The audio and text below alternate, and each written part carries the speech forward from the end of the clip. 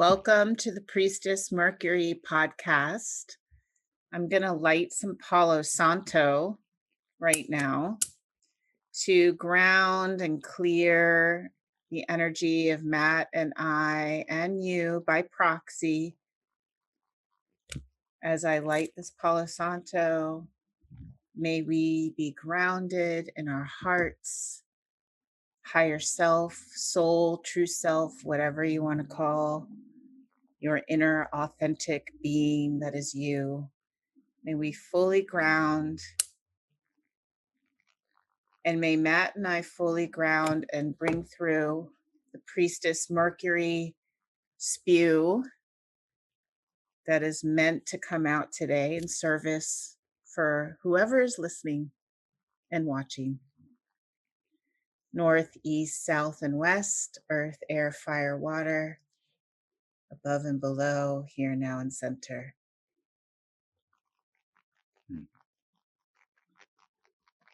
So mote it be. So mote it be. And so today we're going to kind of jump into the astrology a little bit and talk, follow up on some of what we were talking about in the first early episodes, having to do with the nodes of the moon, which are the points where the eclipses happen. That's the main thing that you need to know, is that those are where you will expect the eclipses to happen, when you have a new moon or a full moon close to those points. And right now they're in Sagittarius and Gemini. I want to jump in right there and also just say the nodes of the moon on the healing level is the north node is what we need to learn. South node is what we need to release. Right. They're soul lessons.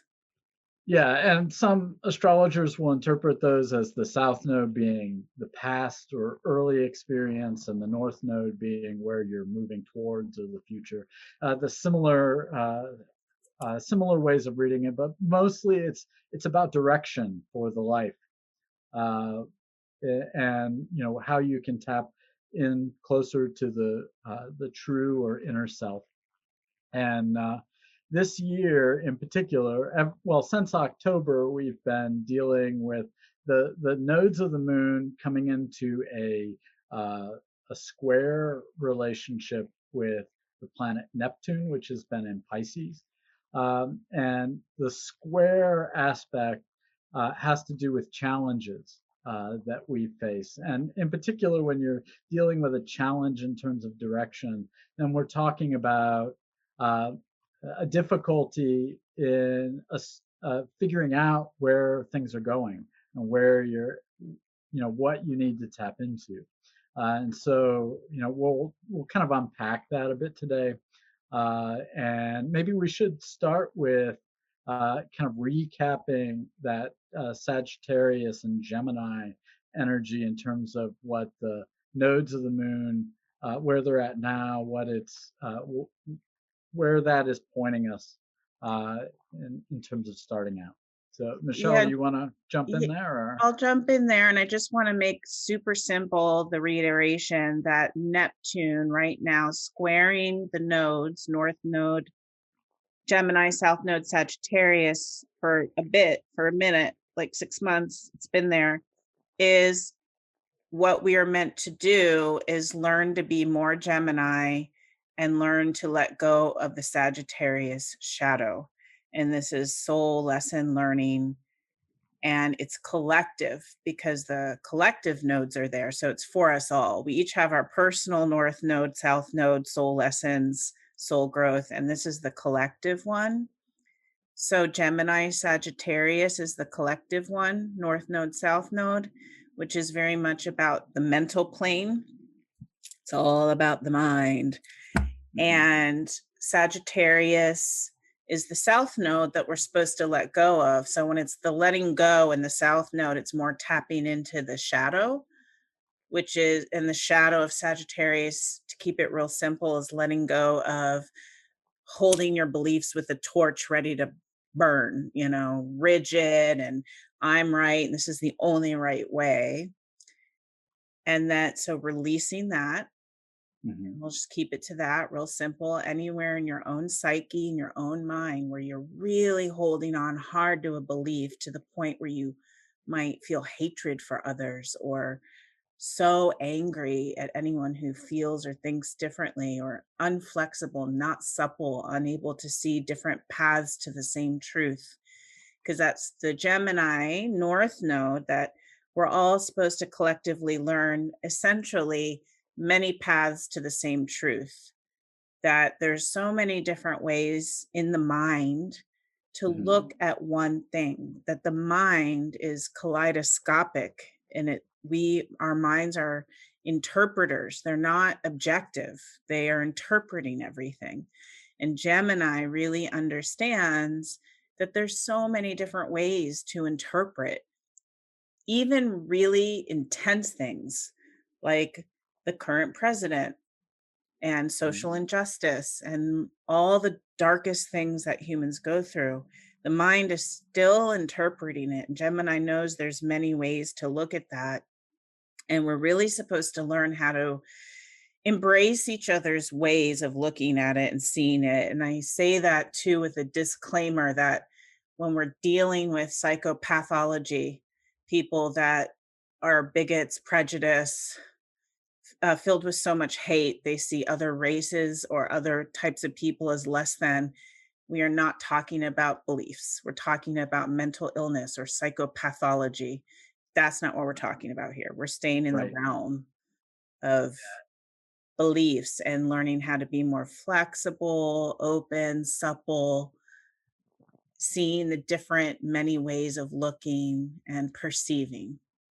Yeah, because Sagittarius, I mean, the what's happening with when we get to Sagittarius and we're dealing with the beliefs is that those differences in beliefs then challenge us to rethink our own beliefs so that we don't become so rigid, which is kind of the point of Sagittarius. And Gemini is kind of the other way around, which is not to just take what everybody tells you, but to bring things back to what is right in front of you and what is cues closer to your lived experience. So it's a balancing act between those things. And when they get out of control, then Mm. we wind up with this In kind of balance. hatred and kind of disgust at other people, and we get really hard line, and we can't be flexible, and that is a problem. Yeah, very good point there that Gemini is the local mind, the here and now, the executive functioning mind, Mhm. managing what's right before you, whereas Sagittarius is the higher truths and what can happen, and the higher truths as beliefs, because this is going to segue into Neptune, but the Right. higher truths as mental beliefs, like this is what I believe. And when we're talking mind, it's a sentence. It's Hmm. like words. And Sag is all about those higher, and it's great in the light to connect to these higher truths. But yeah, in the shadow, it becomes rigid. And if you don't believe it, then I want to burn you at the stake or hate you or divide, have this big divide. And then, yeah, Gemini is more about just, hey, there's lots of beliefs. What's the best one for the here and now?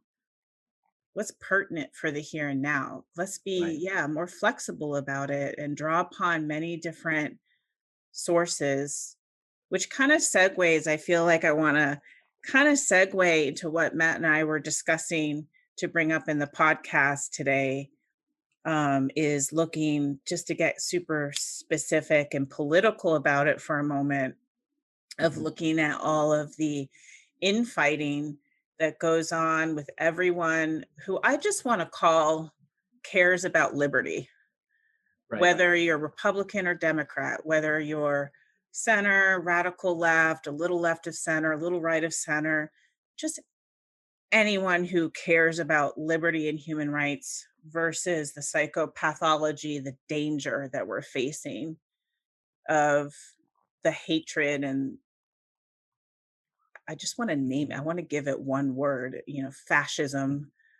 Right. Um, you know, so and that all of the infighting going on with people who care about liberty would be very much the Sagittarius shadow, Right.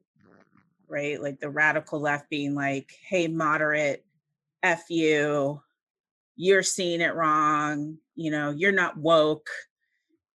And the moderate going to the radical, like, F you, you're just too dangerous, you're moving too fast, or Right.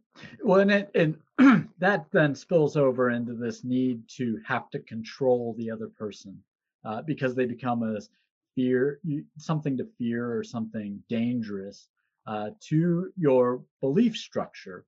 mm, But one of that lesson of especially the South Node, which is letting go of the overriding structure of the belief, or letting go of needing to be right all the that, time. like, yeah, that's exactly it. And so, such a poignant right there. Like, it's fear that makes us cling really heavily in that sad shadow.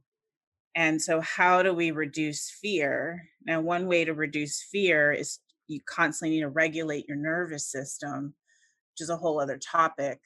But we Right. want to talk about Neptune.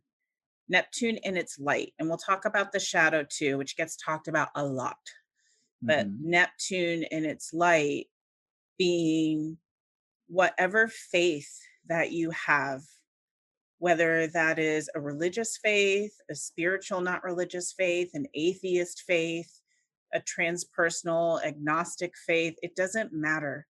Gemini, whatever it is for you, the ability to get beyond the self and the ego controlling everything and being threatened by everything by resting. Faith is like the ability to root Right. in a larger transpersonal, bigger than the self, being able to root in this larger faith, this larger transpersonal personal energy that you can surrender into, that you can call upon and invoke, that when you do that, the Neptune squaring these nodes, the mind, it's basically Hmm. like the faith squaring the mind. When you put energy towards connecting, then as you were saying yesterday, Matt, it's like then the beliefs naturally lighten up. Right. You don't have to try really hard to not be rigid. You just naturally become less rigid. Right. You become more comfortable in kind of the dream space of life, where the hard and fast rules of how we think things need to go or have to go, that they don't always have to go that way, and you can have shifts, and they can be liberatory, and they can allow you into things you didn't know were possible before. And that's one of the really amazing things about Neptune. And of course, it also suggests the dangerous side too of getting lost in that dream space, or Yeah, and that before escape from reality. I just want to, before we go into the shadow, to really dig into the light, like that dream space, and that the dream space isn't fake, it's not false. It's speaking to, if you're spiritual, it's speaking to the oneness. If you're spiritual, Mhm. not religious, it's speaking that we are all one. If you're atheist, it's speaking to that all of nature is symbiotic and interconnected. We are not separate hard egos, like separate from nature. Everything is symbiotic. If you're coming from a more religious faith, you could say we're all souls that, and to unconditionally love, like a Christ energy, Right. that this dream space is another dimension. It's an actual real dimension, along with the dimension of the lower and higher mind. And in this dimension called the dream space, for some, it's a real place, Hmm. like the seventh dimension or heaven or the other side. And for some, it's just like nature and the symbiosis of nature.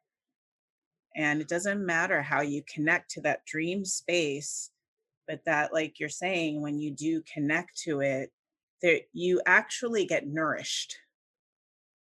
Right. It really does calm your nervous system, and it really does calm your mind, and it really does feed you because it's what's real, because we are interconnected.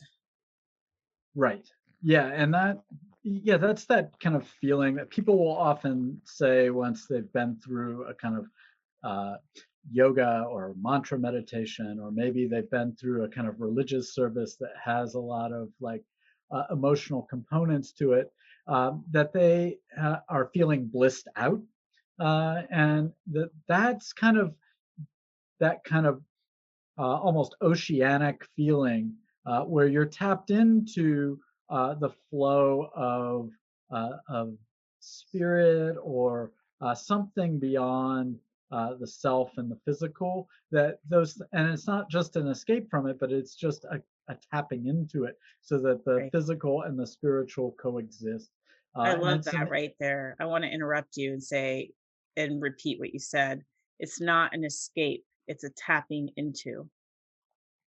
mhm, That is available for us at all times, this transpersonal level, but we have to tap into it. It's not going to interfere. right. Our will has to say, God, goddess, nature, ancestors, angels, allies, higher self, support me. Mhm, Remove my fear, give me comfort, show me the way, help me find balance. We have to invoke. We have to use our mind. Sag would be mhm, the higher faith, like this is what I believe. And Gemini would be the actual like speaking of and right. doing it. And also the that just made me think of the Virgo part we were talking about yesterday, that Virgo being the polarity of Pisces Right. in this triangle, making it a diamond. Yeah, well, and I mean, in a future episode, we'll kind of dig into the rhythms of the chart a bit, and talk about what we would call the modes, which are that there are signs that are cardinal, signs that are fixed, signs that are mutable. And so what we're dealing with here is kind of the cross section of the mutable signs, where things, you're letting go of things and allowing things to shift and change and become what they need to be in order to grow. Shape Uh, shifting is mutable, right? mhm, Mutation. yeah, And Gemini, and just to reiterate, Gemini, Sagittarius, Virgo, which is Pisces. opposite of Mhm. Pisces, are the mutable. Yeah, so we have this kind of triangulation that's happening right now with Neptune coming up in Pisces, mid Pisces, and the nodes are in mid Gemini and Sagittarius, and so they're creating this, on the chart, a 90-degree angle, and it creates a kind of tension, about tension Yeah. between what we need to let go and what we need to embrace. Squares Uh, chafe. mhm. Yeah, and when you have a square that's like that, where but you have this opposition of, like here the nodes are representing that, then what we want to look for is what's on the other side of the chart. So Neptune's in Pisces, so we want to look at Virgo, uh, to kind of understand what's going to help us, to not Balance. just to channel that tension Channel into. it. Yeah. Mhm. The balance is to actually channel it, not just, oh, transpersonal. It's just this concept. Connect to it. When you bring Virgo in, it's like how to channel it, which is the Right. practice, because Virgo is the details and the practice and the doing, like actually having a spiritual practice. Hmm. And if you're atheist, a mindfulness practice Right. or getting out into nature practice, the practice Yes. that makes sense for your personal faith.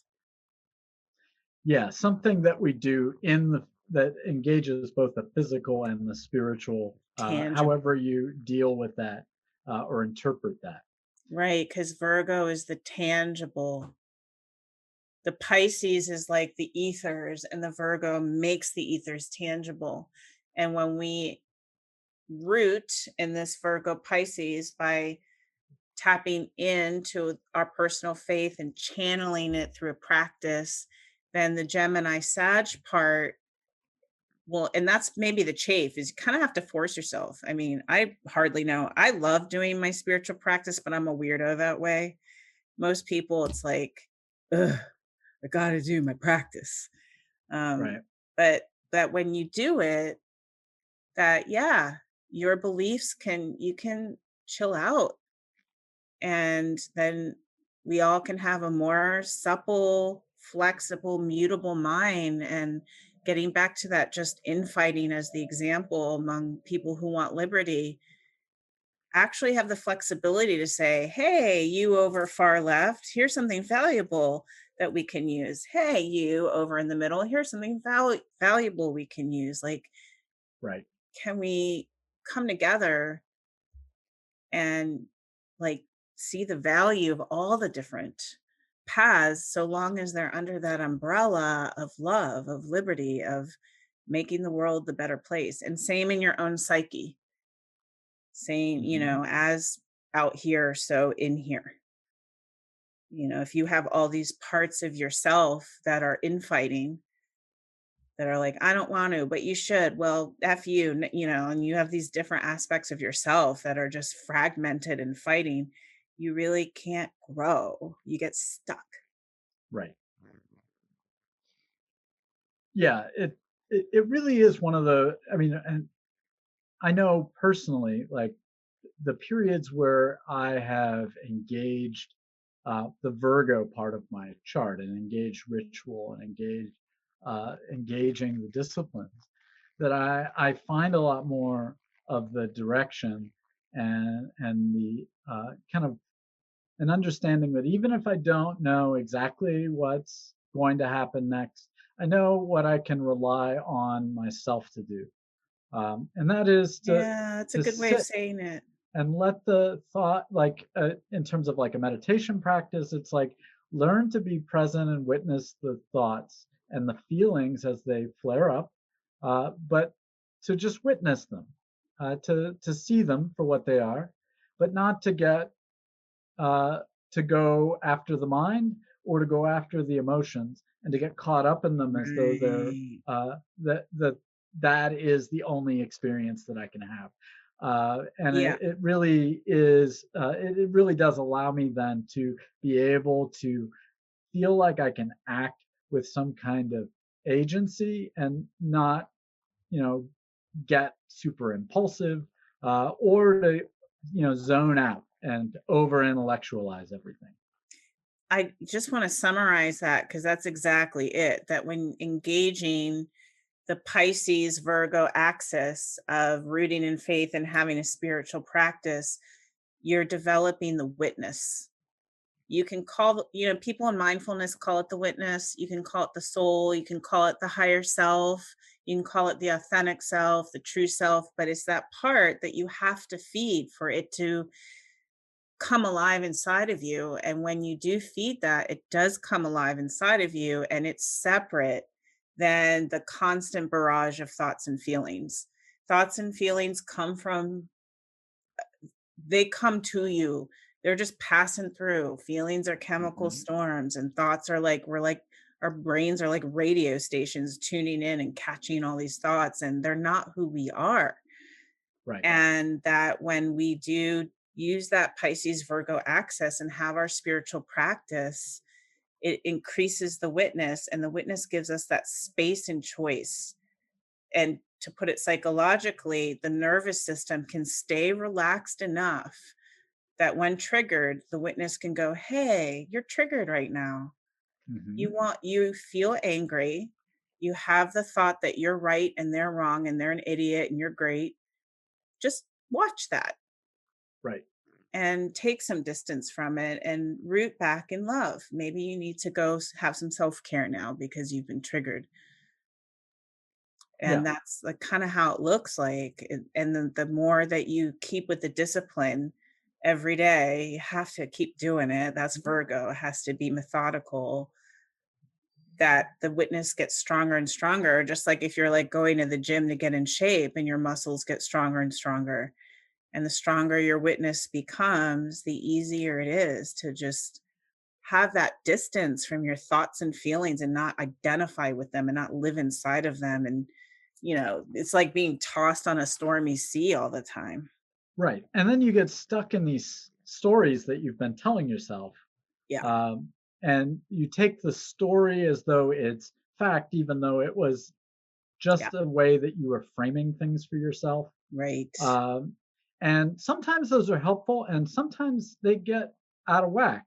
So, like, I'll Yeah. catch myself when I'm, doing my practices. I'll be able to catch myself in the moments when I'm saying, "Oh, it's always this way," or "It's never that way," or Yeah. I feel like I'm stuck or trapped, or and then I can recognize, "Oh, wait a minute. Uh, well, it's not always that way. It's just that way some of the time." Yeah. You can And reframe mhm, the negative narrative, right? These negative narratives that just build, and those are neural pathways mhm. in psychology, and they actually live in the brain. These neural pathways, they're like these super highways.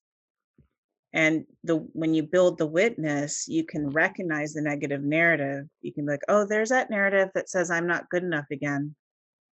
Mhm. And that's actually not true. That's just how I'm telling the story. Right. And can I tell the story differently? And then you Mhm. start creating a new superhighway, which is really hard work. But again, like when you stick with the spiritual practice, the work, it it's like the secret key.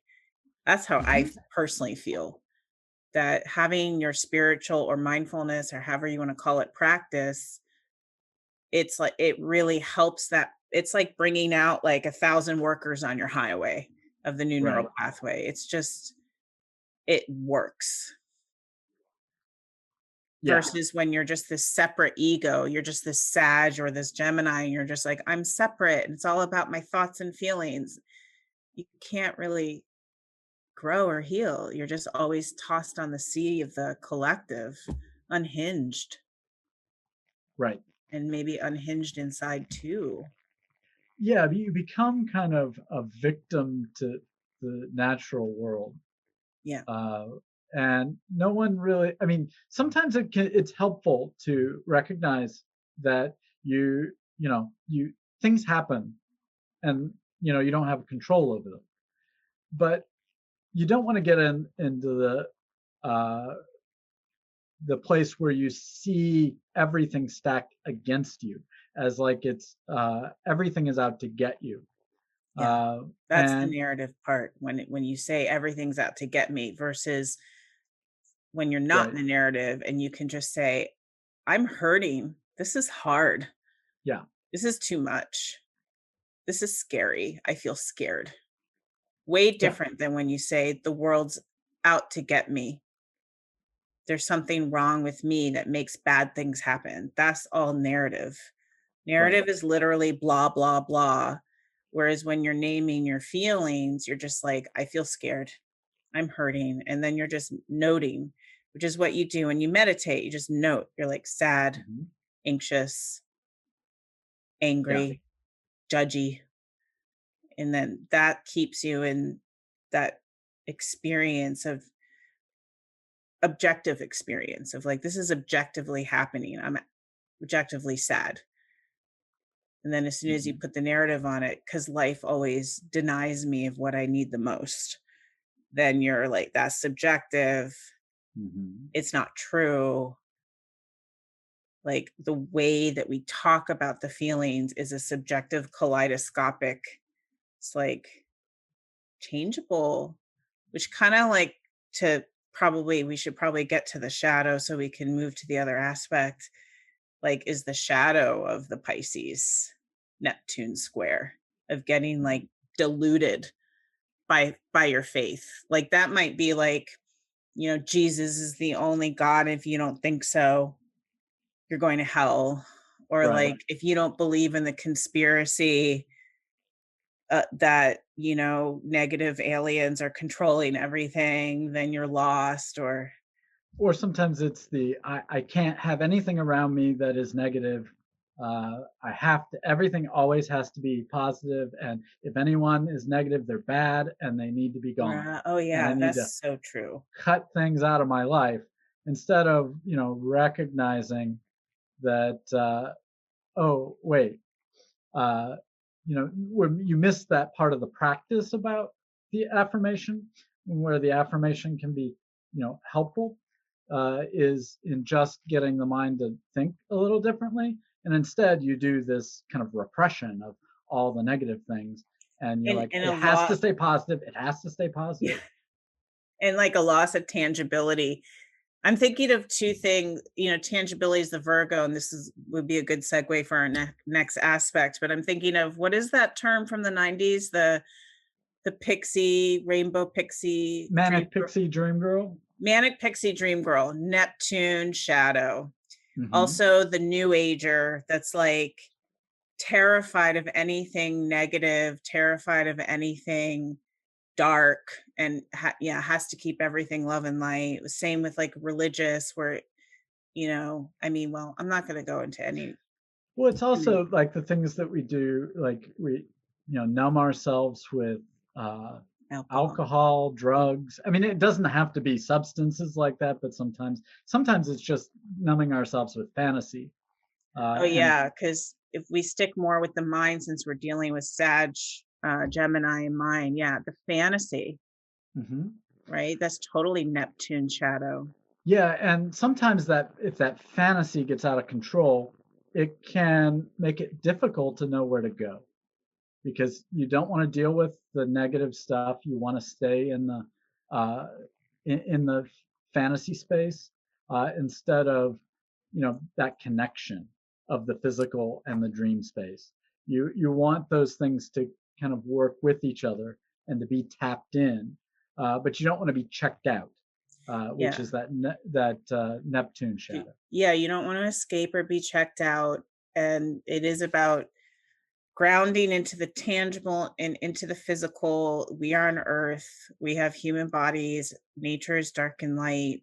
This is the reality. And also just want to, it reminds me of chakras and how it's so easy to live in the upper chakras of just the ethereal and the belief and forget the lower Mhm. chakras. And this is where we feel secure, why we need to regulate the nervous system, how the spiritual practice does regulate the nervous system, and Yeah. having a healthy, developed ego as well. That our egos are meant to be two. Right.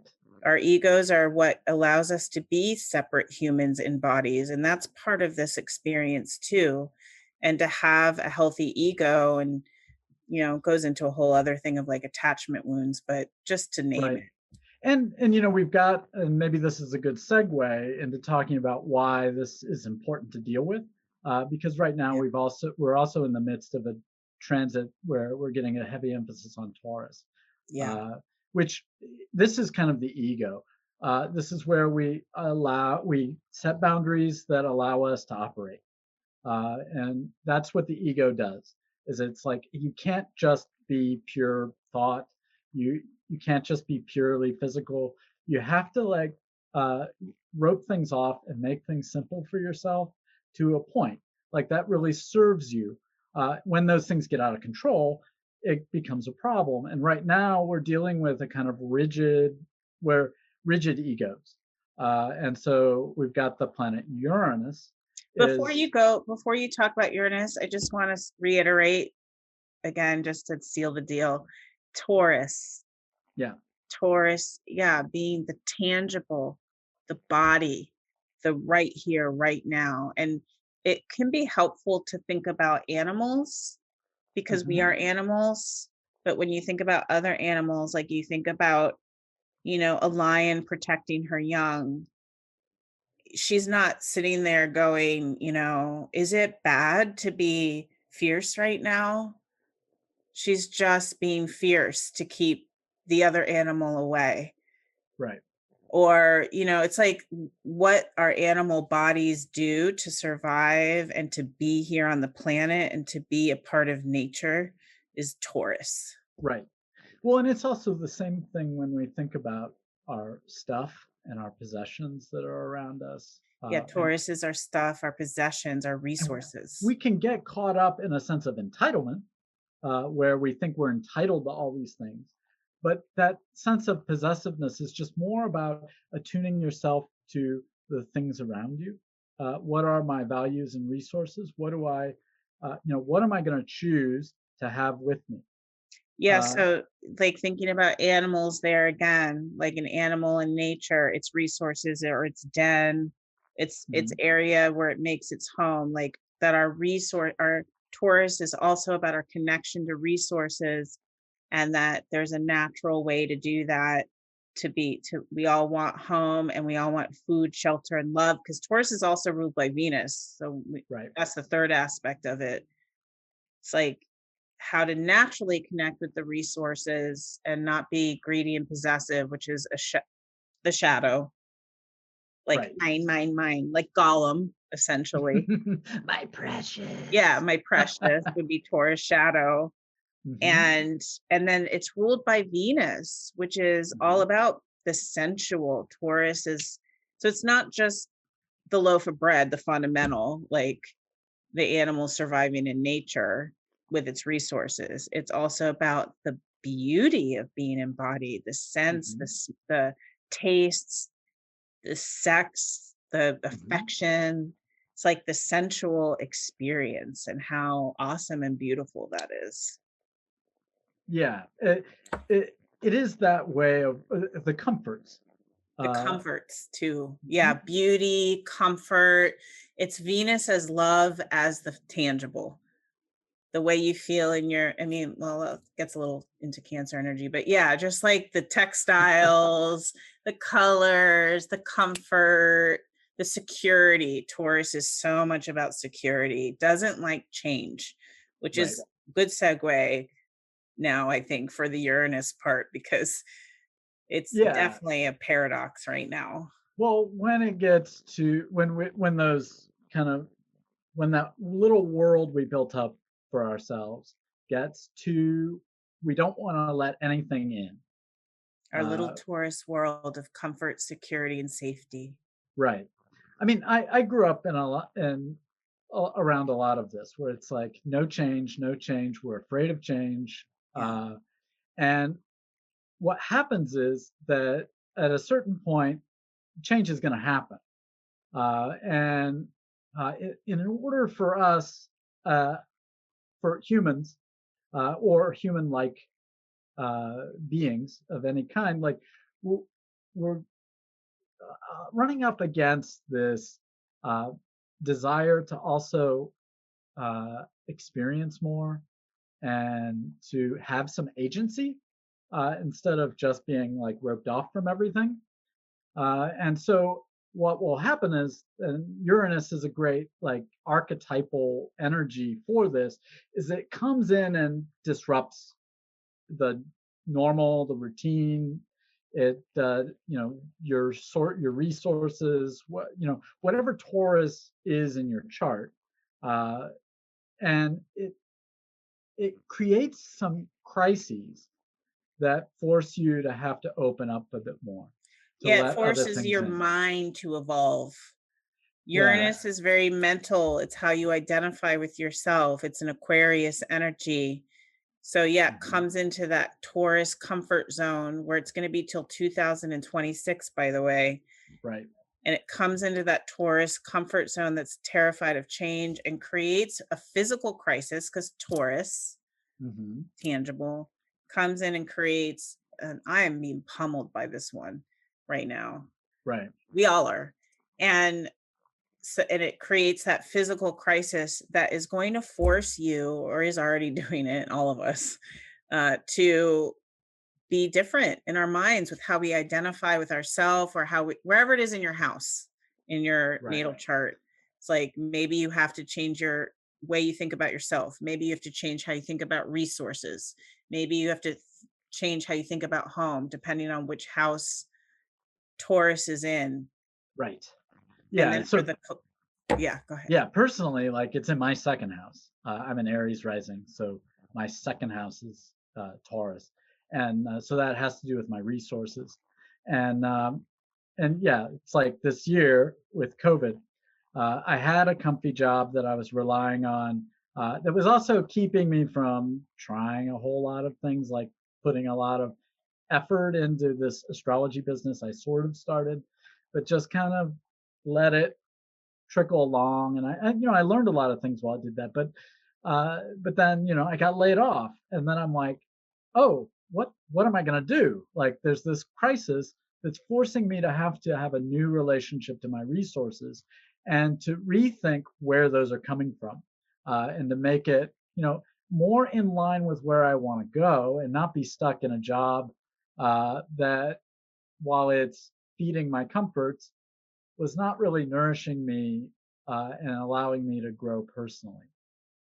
Yeah, so such a great personal example, and how Uranus is like going to force you to think about money in a different way and work in a different way, to align you more with where the Aquarius, the Jupiter Saturn part is. And I don't know, I feel like I'm naturally segueing to the to the square here, Right.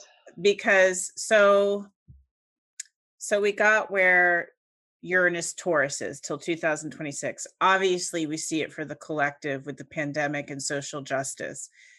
In your Mhm. personal life, you can find it in the chart. Right. And then coming up tomorrow, or did it already start? Tomorrow.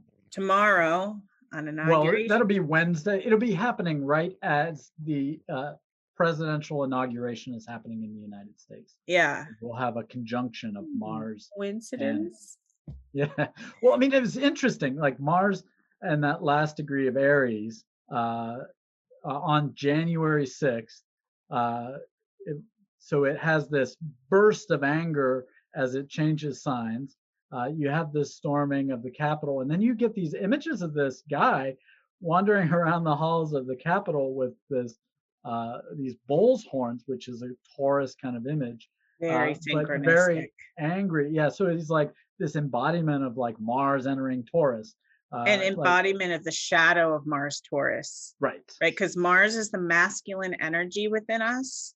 It's the directional energy. It's the impetus, the motivation, the drive. It's it's the do. And then in the shadow, obviously, it's really crappy.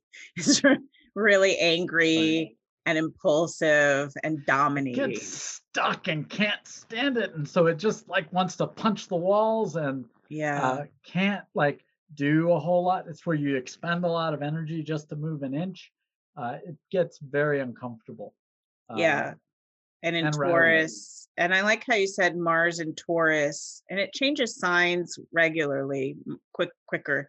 And Mars in Right. Taurus, you described as the bull in the china shop Yeah, that's one of the in ways that its I shadow. like to think about it. Is yeah, it's the bull in the china shop. It can't deal with the delicate things.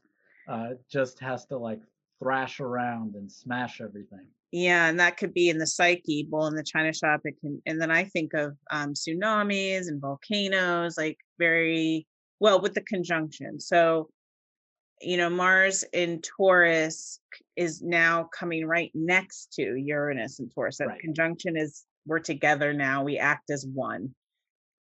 So there's this bull in the china shop, like can't handle delicacy, mixing with I'm going to change everything really fast through a crisis Uranus. They're coming together, which Mhm. makes me think immediately of like a tsunami or a volcano, like an in nature that might look like a natural crisis.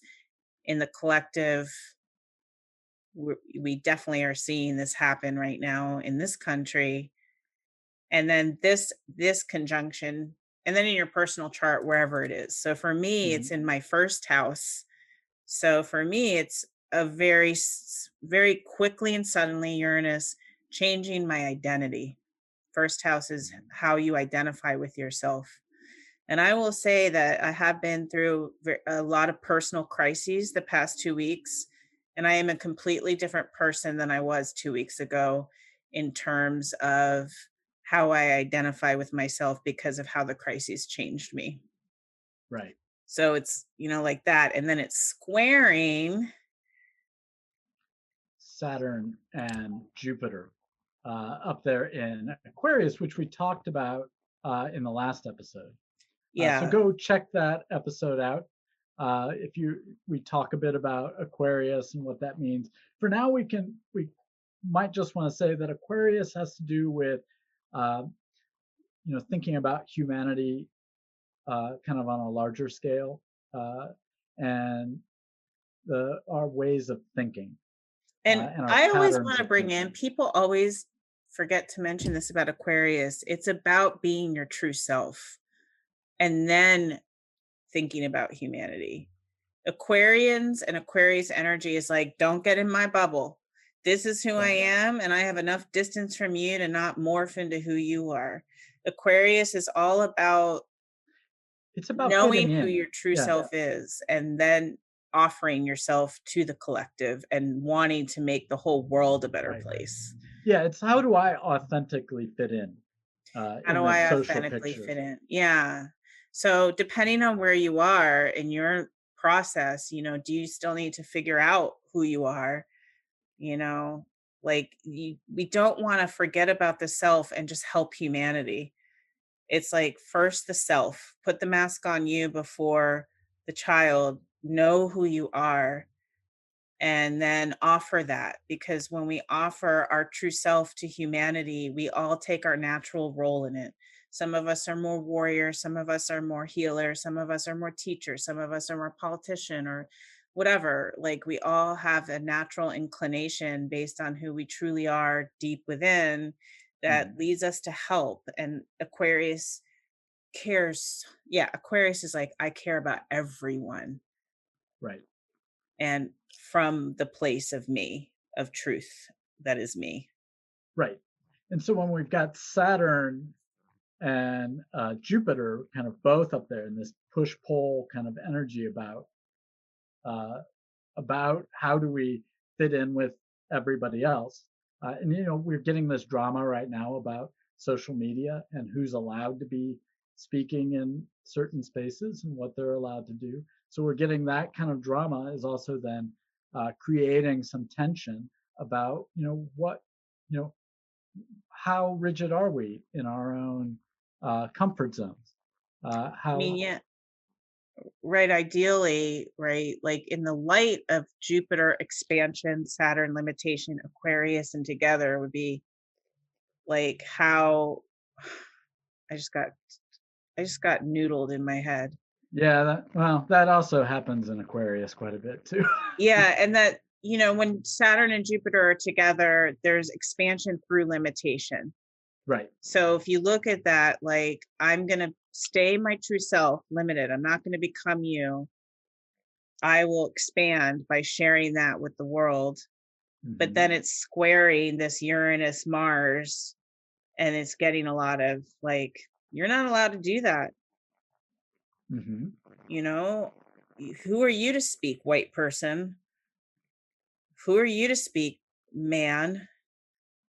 Like Hmm. you don't get to. And that's the part of the conversation where, again, kind of where fascism and rigidity can come through, liberal and liberty oriented, as well as the psychopathic side. Hmm.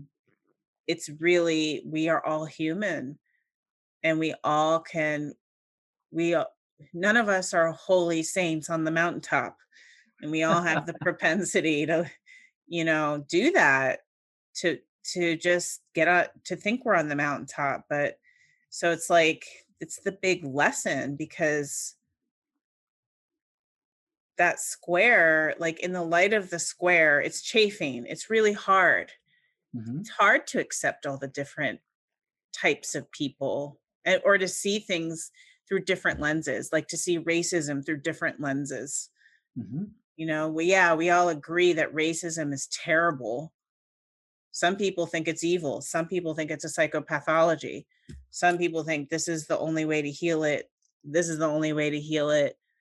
Like there's all these different, and but every self, and this is my belief that I am witnessing from my Piscean Hmm. center, because I can definitely feel the heat of this transit of like wanting to think I'm right. and wanting to think I have the answer, which is all crap because none of us we're just Right. being here, doing our best. But like my hope, I know I'm kind of tangenting weirdly now, but my hope would be that we could all allow each other to have these different lenses that can come together. Right. Yeah, and that's kind of the challenge at the moment is like how do we let go enough to be able to have find common cause with each other? And how do we let go of some of our own uh, entrenched beliefs to let them shift and change and to be more inclusive for other people? Uh, and in the process of that, to also find the way in which we can fit in individually. Like Yeah, how do I not exclude myself from and the human picture? and that brings me to like where I got lost was back to like how this is personally affecting Hmm. this square. So looking in your chart, Matt and I had a big download yesterday of our personal square. So you want to look where Taurus is to see where Uranus and Mars are together, squaring where Aquarius is, where Jupiter and Saturn are together. So, like for me, I have the Aquarian energy of Jupiter, Saturn in my house of who am I? And I have the Taurus, Saturn, Mars, and Uranus in like my lower mind and local community. So that Right. square is saying, I got to change my lower mind. I got to like have identify differently with the executive functioning here and now part of my brain. And it's Right. very hard, but that's exactly what's been happening in that I am now a multitasker. I was not a multitasker 2 weeks ago. I now Hmm. am somebody ready to get up and go at any moment. Whereas even just a month ago, I was so entrenched in my own routine and needing a certain amount of space and boundaries around me to show up. Not anymore. And so suddenly, literally within 2 weeks, I don't need that anymore. My executive functioning mind is changed. Right. And like for Matt, like you want to talk, you want to share? Yeah, for me, like, I mean, this whole ordeal of like starting a business or, actually making it a business and how do I let go of some of my beliefs about how to operate and what I can and can't do. That those Because it's create because you're Aquarius, just you didn't name it yet. I just want to say your Aquarius, Jupiter, Saturn is in the 11th house exactly. Yeah, it's in my 11th house. of So that goals, aspirations, yeah, and and also the patterns of groups and patterns of uh, groups. Yeah. yeah, and like what is okay to do, what is not okay to do.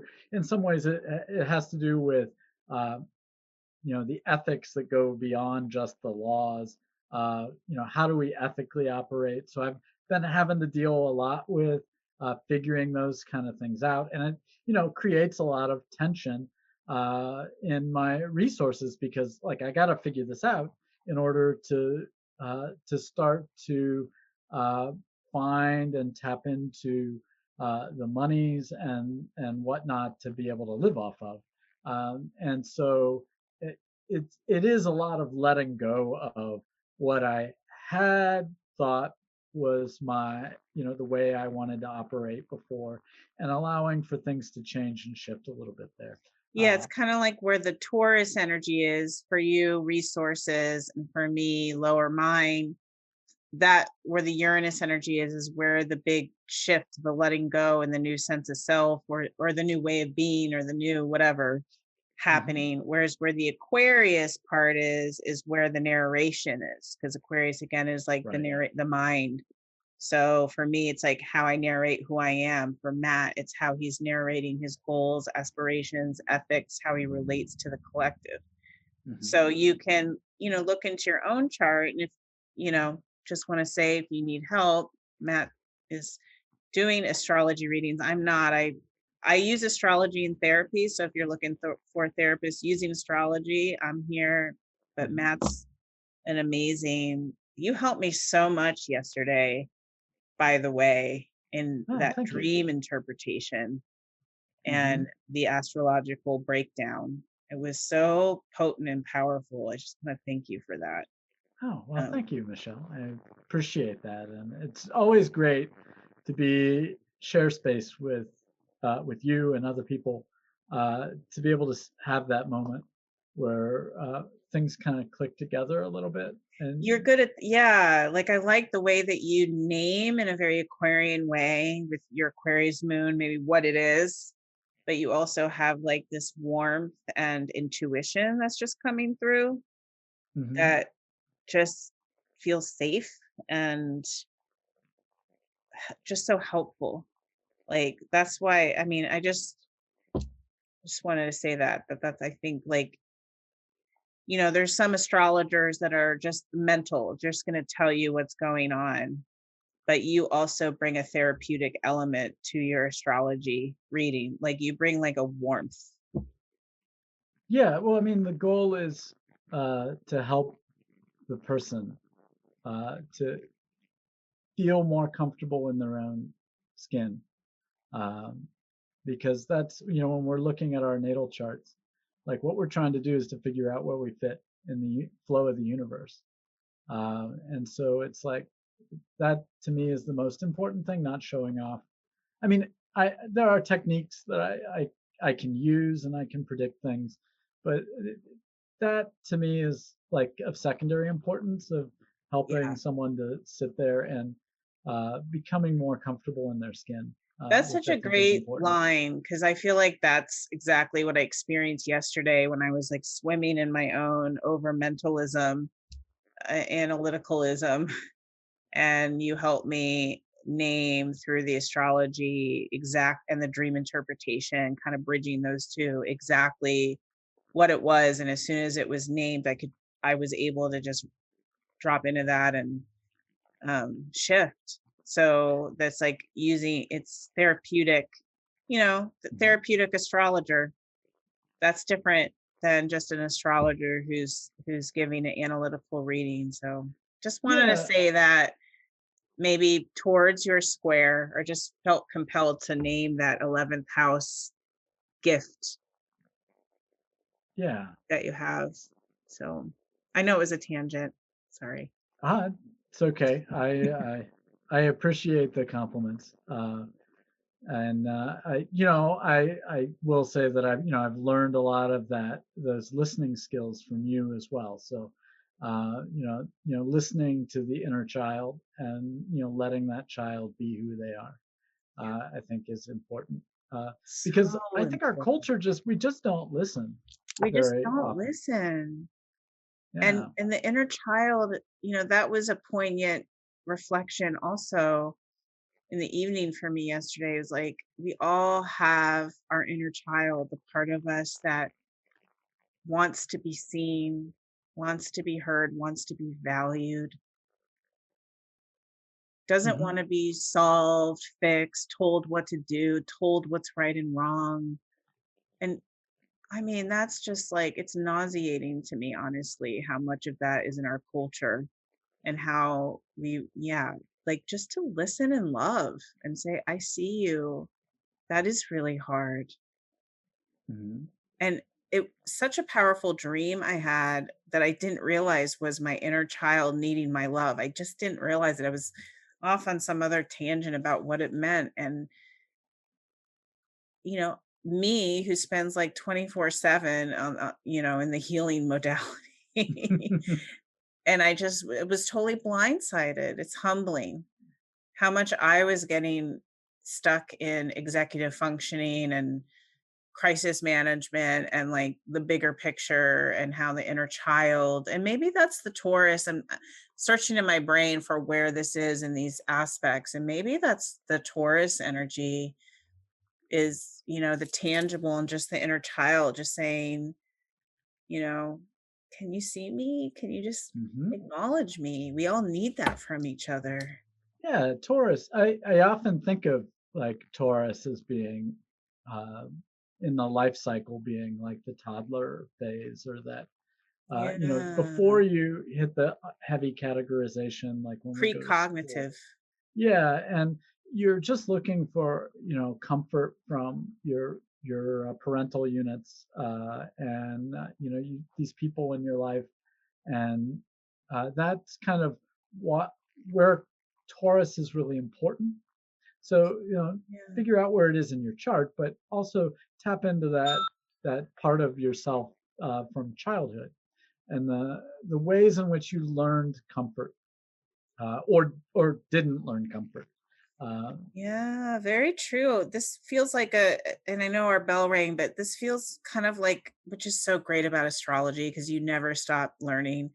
This mhm. feels like a new opening of Taurus, of like, oh yeah, Taurus as the inner child, and Yeah, reflecting on how you were comforted and not comforted, and honoring the comfort and being able to give yourself that comfort, right, and also to ask for it from safe people. right. Yeah, I Keyword mean, safe people.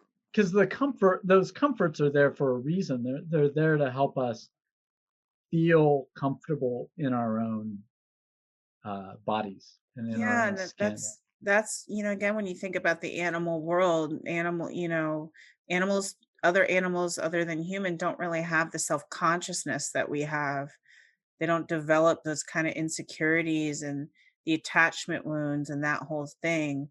And so Taurus is kind of like the animal kingdom's comfort and security, where animals just live in symbiosis with nature. They don't have to have a spiritual belief system. They're just connected. They just are. They're just Right. being. And that really is like the Taurus version of that. And can you connect into that yourself? And these are hard times. I mean, I know for Hmm. myself that I don't have a pet, and I don't, I have the pandemic, so I'm not getting like the touch and the connection, and that's huge. It's fundamental. If you're not getting that too, you're not getting a fundamental need met. And so there's that pandemic level of it too, but just outside of the crisis of everything, how important for Taurus, and Uranus is coming in and Mars is coming in and its light to help us evolve in that way and be Right. more connected to our inner child. Right. Even if it's very uncomfortable, it's helping us to rediscover what's kind of vital to our own kind of existence and our own, like, this particular incarnation of who we Yeah. are, and why it's important to value that and value. Yeah, to value the tangibility of the inner child's needs. Mhm. Really value it. I really value my incense and crystals and oils and dawn and dusk, and yeah, value your inner child's needs. And our bell rang, so it's time for us to wrap up, but just to say out loud one more time, if you do want your chart read or your aspects read, you can reach Matt on the link down below. If you're Yeah, at interested intransitastrology.com. in yeah. Yeah, and likewise, if you're looking for a therapist, or check out Michelle's website at michellebloom.com. Yeah, therapy incorporating the transpersonal astrology tarot, that type of therapy. We're here for you as long as we have the digital working through these times. Oh, Yeah. we don't know if Uranus is going to knock out the power grid. Well, until then, we'll So, be here on Mercury's hour, yeah. kind of channeling that Neptune spiritual realm and bringing it down to earth. So, until the next time, uh, take care of yourself, stay safe and healthy. And I will close this session and bid everyone peace, comfort, and inner stability with the transpersonal and your personal faith through these times. So mote it be. So motive.